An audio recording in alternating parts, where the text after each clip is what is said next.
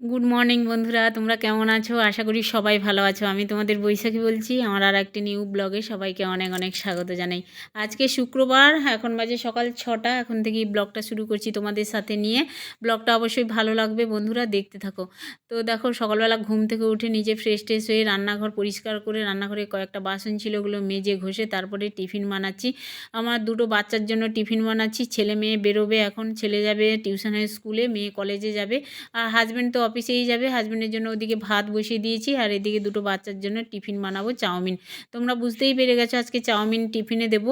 তো বাচ্চা না একটু ঝাল ঝাল খেতে বেশি পছন্দ করে আর কি। ধরো চাউমিন, এগরোল আর একটু চপ, মানে একটু ঝাল ঝাল খেতে ভালোবাসে, তেলে ভাজা এগুলো খেতে ভালোবাসে। তো আমার ছেলে মেয়ে তো ভীষণ চাউমিন ভালোবাসে। একটু যদি লবণ দিয়ে সিদ্ধ করে তেলে গোটা জিরে দিয়ে ভেজে দিই না, অমনিই খেয়ে নেবে আর কি। এরকম একটা ব্যাপার, এতটাই ভালোবাসে।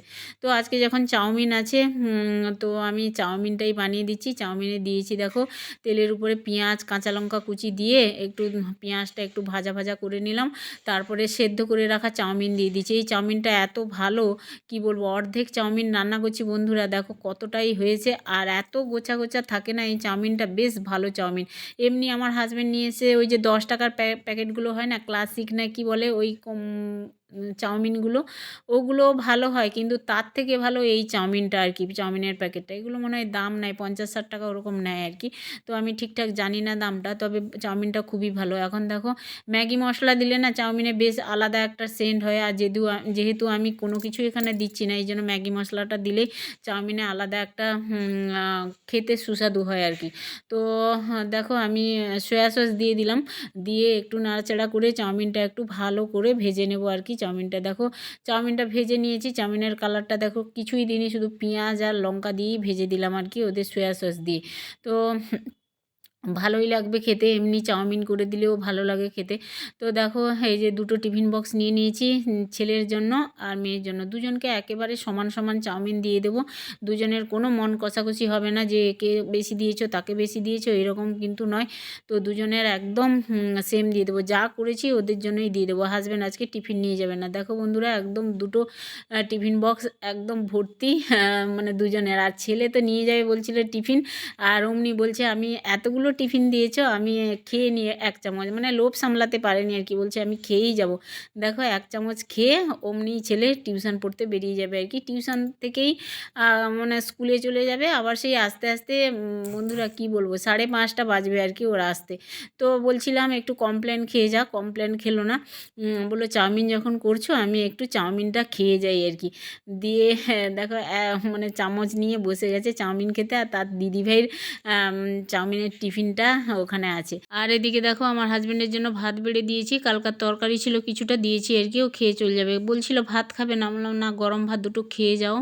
তো খেয়ে যাবে ও। আর ছেলে যাচ্ছে টিউশনে, আর সদ্য সাইকেল চাপা শিখেছে। ওকে একা একাই এখন সাইকেল নিয়ে পাঠিয়ে দিই, কারণ ওরও অভ্যেস হবে আর কি, যাওয়া আসা ভয়টা কাটবে। তো এখন দেখো এই যে বারান্দার ঘরে এসেছি, মেয়ে তো প্রজেক্ট করছে কাল রাত থেকেই। কালকে রাত্রে অনেক রাত হয়েছে ঘুমোতে আর কি, প্রায় 2টো বেজে গেছিলো ওর ঘুমোতে, প্রজেক্ট রেডি করতে করতে। আর এখনকার ইয়েতে না কি প্রজেক্টের কাজ, মানে কাটাকুটি বেশি আর কি। সেই কাগজ টুকরো টুকরো করে প্রিন্ট বের করে নিয়ে এসেছিলো আগের দিন, ওর বান্ধবীর সাথে গিয়ে প্রিন্ট বের করে তারপরে নিয়ে এসে আবার কাটাকুটি করছে আর কি।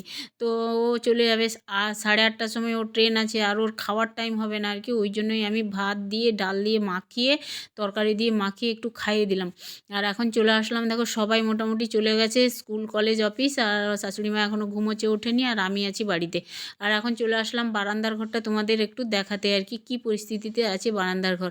আরও তো আমি আগে থেকেই পরিষ্কার করে দিয়েছি, মানে ওই আর্ট পেপারগুলো, রঙিন আর্ট পেপারগুলো ওদিকে আছে দেখতে পাচ্ছ, রঙিন আর্ট পেপারগুলো আগে তুলে দিয়েছি, না হলে একেবারে উল্টোপাল্টা হয়ে গেছিলো, এই ঘর একদম দেখা যাচ্ছিল না আর কি।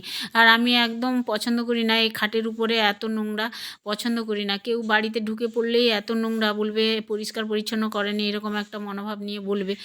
তো মানসিকতা নিয়েই ভাববে আর কি। তো যাই হোক, যতটা সম্ভব পরিষ্কার করে রাখি। আর প্রজেক্টের কাজ হলেই ঘরবাড়ি নোংরা করে অনেক, কাগজপত্র কেটে কুটে বই খাতা এলোমেলো করে উল্টোপাল্টা করে দেয় আর কি বিছানায়। যেরকম মানে কি বলবো, আর্ট পেপার কাটে সেই রকম, মানে আঠা ফাটা লাগিয়ে একাকার করে দেয় আর কি, মানে বেডশিটের কালারও লাগিয়ে দেয়, এরকম একটা ব্যাপার। তো দেখতে পাচ্ছ বন্ধুরা, একদম বই টই গোছাচ্ছি, সব রকম জিনিস এখানে এলোমেলো হয়ে পড়েছে, কাগজপাতি টুকরো টুকরো কাগজ কাঁচি দিয়ে কেটেছে, আর্ট পেপারগুলো কেটেছে, আর সমস্ত কিছু গুছিয়ে তারপরে বারান্দার রুমটা আমি পরিষ্কার করব। এখানে হচ্ছে ছেলে মেয়ে পড়তে বসে এখানে। আর বেডশিটটাও আজকে চেঞ্জ করে দেবো। বেডশিটটা এত ময়লা হয়েছে, যদিও চেঞ্জ করতাম না, এতটাই কাগজের টুকরো আর নিচে ফেলবো না, এই আবার নিচে ফেললেই আবার উড়ে যাবে এদিক সেদিক, ওই জন্যই দেখো পুটলার মতো নিয়ে একদম রেখে দিলাম আর কি। হ্যাঁ, বেডশিট শুদ্ধ। তো পরে আমি এটা ঝেড়ে বেডশিট থেকে বের করব, না হলে তো আবার মনেও থাকবে না, আবার কাঁচাতেই ডুবিয়ে দেবো, এরকম একটা ব্যাপার আর কি। তো আমি ঝেড়ে মুছে পরিষ্কার করে নেবো বেডশিট থেকেই, আগে থেকেই। আর দেখো এই যে ঝেড়ে নিলাম একটু তোষকটা, আর ধুলো তো আছেই, কম বেশি ধুলো। আর এখানে হচ্ছে নতুন একটা বেডশিট পাতিয়ে দেবো, এটা নতুন নয়, কাঁচা ধোয়া বেডশিট, পুরনো বেডশিট, তো পাতিয়ে নেবো আর কি। সেই বেডশিটটা পাল্টে দিয়েছি। আর শীত আছে, একটু একটু আছে, কিন্তু গরমও পড়ছে ধীরে ধীরে আর কি। তো ভোরের দিকে দেখবে ভীষণ ঠান্ডা করে, এখন আর লেপ গায়ে দিলে ভীষণ গরম লাগে, মানে রাত্রে আর কি। ভোরের দিকে কিন্তু অবশ্যই ঠান্ডা লাগে। তো যাই হোক, এখন লেপ কম্বল মানে আরও কয়েকটা দিন যাক, তারপরে তোলা হবে লেপ কম্বল। এখন আর লেপ কম্বল তোলার কয়েকটা দিন বাকি আছে আর কি। তো আমার বেডশিটটা পাতানো হয়ে গেছে, এখন এই যে পাতলা কম্বলটা একটু পাট করে রেখে দেবো। এই পাতলা কম্বলই এখন যেমন শীত পড়েছে না, এই পাতলা কম্বলই ঠিক আছে, তাই না?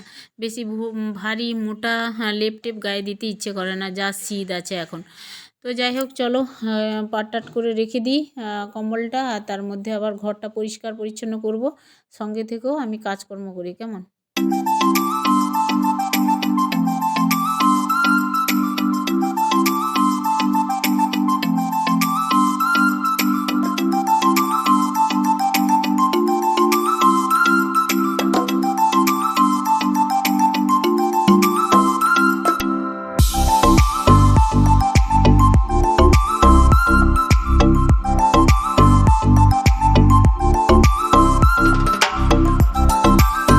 দেখো বিছানাপত্র একদম পরিষ্কার করে দিয়েছি, পড়ার রুমটা, আর এখন ফ্লোরটা একটু পরিষ্কার করে নেবো।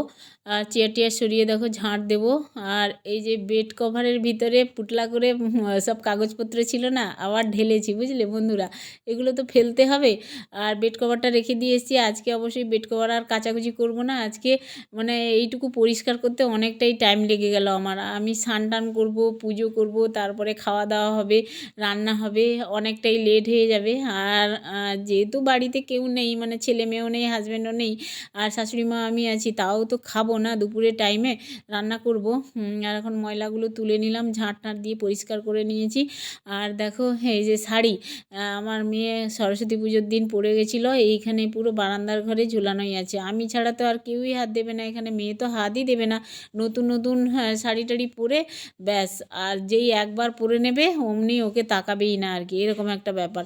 তো তুলে নিলাম, দিয়ে পাট করে রাখবো আর কি। আমি যে সরস্বতী পুজোয় শাড়ি পরেছিলাম, এটা একটু রোদে দিয়েছিলাম, তুলে নিয়ে আসলাম। আর এসব শাড়ি না সবসময় ধুলে হয় না আর কি, ধুলেই নষ্ট হয়ে যায়। একবার পরেছি, তো আর ধুলাম না আর কি এটা। আর সব মানে পুজোতেই পরেছিলাম, আর তেমন কিছু এটা ব্যবহার করা হয়নি, তো এই জন্যই পাট করে রেখে দিচ্ছি। আর মেয়ের শাড়ি টাড়িও পাট করে দেবো, কয়েকটা জামা কাপড় আছে। তো চলো, এই শাড়িটা দেখছো অনলাইনে কিনেছিল সেই সরস্বতী পুজোর আগে, সরস্বতী পুজো পড়েছিল, তোমাদের সাথে শেয়ার করেছিলাম। আর এখন পাট করে রেখে দেবো আর কি। পাট করতে করতেই না, কি বলো তো, আমি এখন এডিট করতে বসে বুঝতে পারছি যে আমার মানে ফোনের স্টোরেজ ফুল হয়ে গেছিলো, পাট করতে করতে অর্ধেক পাট দেখিয়েছি, বুঝলে বন্ধুরা। দুপুরে খেতে বসছি, বুঝলে। আজকে মেনু হচ্ছে এই যে দেখতে পাচ্ছ, ভাত, একটা শশা কেটে নিয়েছি, আর এখানে আছে শুক্তো, বড়ি, সজনে ডাঁটা, আর পেঁপে, উচ্ছে, বেগুন দিয়ে করেছি, খাবো এখন।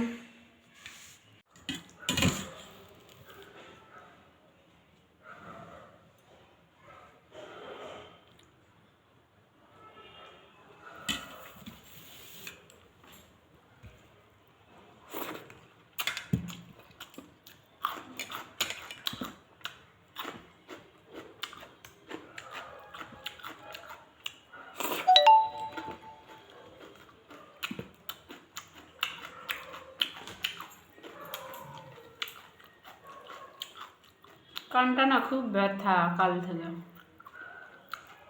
ফুলে গেছে, পিছনটা দেখো, দেখতে পাচ্ছ কিনা জানি না, এরকম ফুলে গেছে।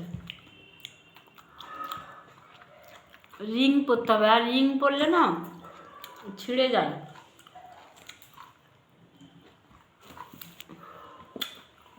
শুক্তোটা ভালো হয়েছে। চলো বন্ধুরা খেয়ে নি কেমন।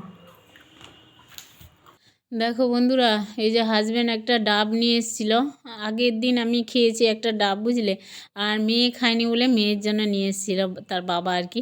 তো এখন কেটে দিল মেয়েকে, আর মেয়ে এখন ডাব খাচ্ছে। তো এখানেই এড করছি ভিডিওটা। ভালো লাগলে লাইক কমেন্ট শেয়ার করে পাশে থেকো।